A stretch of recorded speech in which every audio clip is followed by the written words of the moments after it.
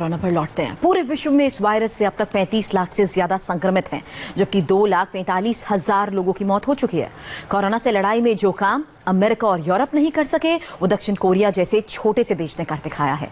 South Korea ने आखिर किस फॉर्मूले से कोरोना पर कंट्रोल किया, इस खास रिपोर्ट में देखिए।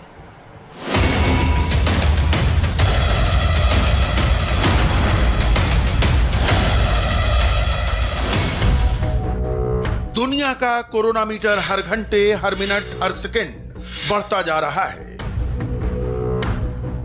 कोरोना संक्रमितों की तादाद 30.5 लाख पार कर गई है, लेकिन ना तो कोरोना के किलर वायरस की रफ्तार रुक रही है और ना ही कोरोना का कहर थमने का नाम ले रहा है।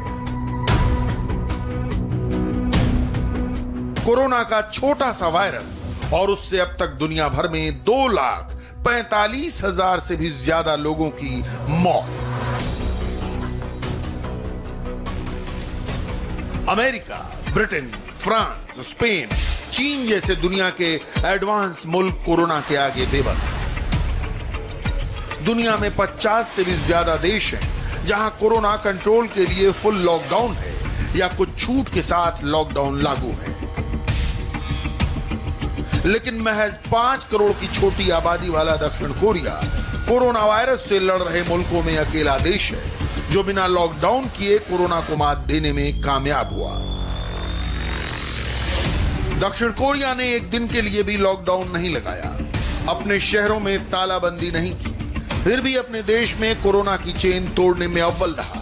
आखिर साउथ कोरिया ने ऐसा क्या किया जो अमेरिका, ब्रिटेन, फ्रांस, स्पेन और इटली जैसे देश नहीं कर पाए?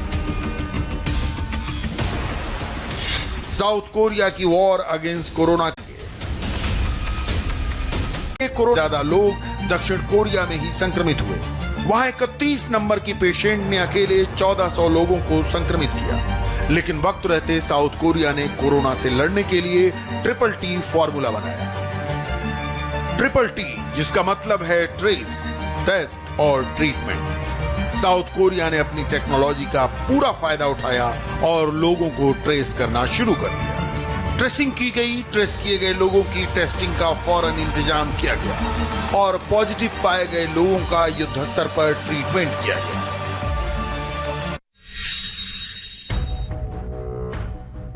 जब जनवरी के आखिर में दक्षिण कोरिया में पहला मामला सामने आया और पड़ोसी देश चीन में कोरोना का विकराल रूप देखते हुए दक्षिण कोरिया ने तय किया कि ज्यादा से ज्यादा लोगों की जांच करेंगे ताकि ये साफ हो सके कि कौन संक्रमित है और कौन नहीं। आनन फानन में दक्षिण कोरिया की 4 निजी कंपनियों ने विश्व स्वास्थ्य संगठन के पैमाने के हिसाब से टेस्ट किट बनाना शुरू कर दिया। इसका फायदा यह हुआ कि और देशों के मुकाबले साउथ कोरिया ने वक्त रहते इतने कोरोना टेस्ट किट बना लिए कि एक दिन में 10,000 से भी ज्यादा सैंपल की जांच की जा सकती थी। अस्पतालों में भीड़ न बढ़े, इसके लिए साउथ कोरिया में 600 नए टेस्ट सेंटर खोल दिए गए।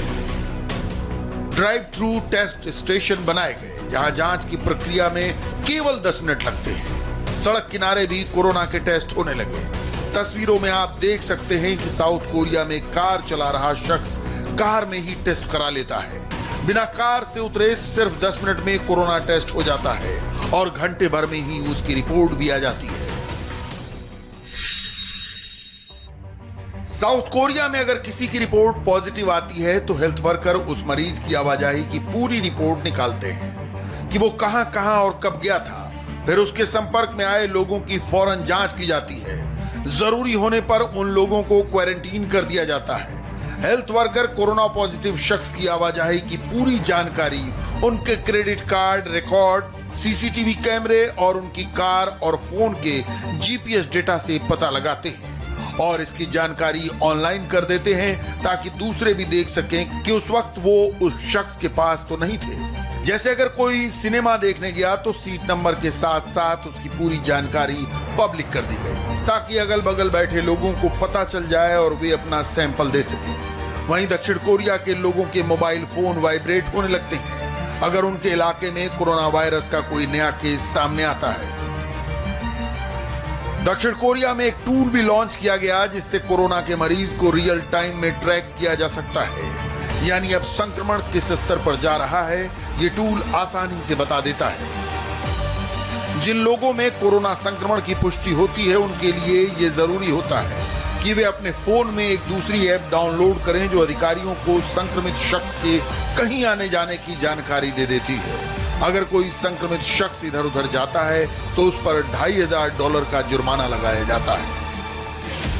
इन सभी कामों का क्रेडिट साउथ कोरिया KCDC यानी Korea centre for disease control and prevention को जाता है, जो वक्त रहते एक्शन में आई और पूरे देश में युद्ध स्तर पर कार्यवाही शुरू हुई।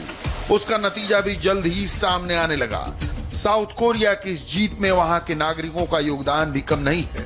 सरकार ने जैसे ही आम जनता को अपनी प्लानिंग बताई और सोशल डिस्टेंसिंग के लिए कहा, लोग अलर्ट हो गए, मास्क लगाने लगे, सोशल डिस्टेंसिंग को अमल में लाने लगे। इसकी एक वजह यह भी है कि दक्षिण कोरिया में पहले भी महामारियां आ चुकी हैं।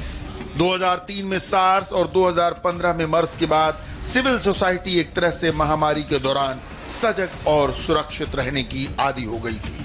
मास्क लगाना वहां के लोगों के डेली रूटीन में शामिल हो गया था। लेकिन कोरोना वायरस सार्स और मार्स से भी भयंकर है। ये जानने के बाद साउथ कोरिया के लोग खुद भी हर जरूरी एहतियात बरतने लगे। इसी का नतीजा है कि वहां लॉकडाउन नहीं लगाना पड़ा और कम आबादी होने के चलते एक एक नागरिक की ट्रेसिंग आसान हो गई। इसके उलट जिन देशों ने कोरोना को शुरू में गंभीरता से नहीं लिया, वहां कोरोना गुजरते वक्त के साथ विकराल रूप लेता चला गया। सुपर पावर अमेरिका में सबसे ज्यादा मौत हुई है। अमेरिका में कोरोना से हुई मौत का आंकड़ा 67,500 को पार कर गया। इटली में मरने वालों की तादाद 29,000 पहुंचने वाली है, 28,710। स्पेन में 25,000 से ज्यादा लोगों की जान जा चुकी है। फ्रांस में करीब 24,000 से अधिक लोगों की जान जा चुकी है और ब्रिटेन में कोरोना से मरने वालों का आंकड़ा 28,000 से भी ज्यादा है। ये कोरोना से दुनिया में हुई कुल मौत का 75% है। यानी दुनिया में कोरोना से हुई 2,45,000 से ज्यादा मौत में से 1.5 लाख से ज्यादा जान इन देशों में गई है। साउथ कोरिया की तरह ही भारत की मोदी सरकार भी कोरोना को लेकर सुपर अलर्ट मोड में है। हालांकि भारत की आबादी साउथ कोरिया से 26 गुना ज्यादा है, फिर भी मोदी सरकार और राज्यों की सरकारों की पूरी कोशिश यही है कि कोरोना का चेन रिएक्शन हर हाल में ब्रेक किया जाए। लॉकडाउन ने बहुत हद तक कोरोना पर लगाम लगाई है, इसीलिए लॉकडाउन 3 का ऐलान किया गया है। साउथ कोरिया की तरह ही कोरोना को कंट्रोल करने के लिए टेस्टिंग के मोर्चे पर भी भारत तेजी से आगे बढ़ रहा है। अब तक 10 लाख से ज्यादा टेस्टिंग हो चुकी है। साउथ कोरिया की आबादी सिर्फ 5 करोड़ है, इसलिए वहां बगैर लॉकडाउन भी लोगों की जागरूकता से कोरोना को हराया जा रहा है। लेकिन 130 करोड़ वाले भारत में ऐसा मुमकिन नहीं है, इसीलिए देश में लॉकडाउन एक्सटेंशन है। कुल मिलाकर हर फ्रंट पर तैयारी पूरी है। कोरोना को आगे नहीं बढ़ने देना है और इसके लिए जरूरी है ज्यादा से ज्यादा टेस्टिंग और लॉकडाउन का सही पालन।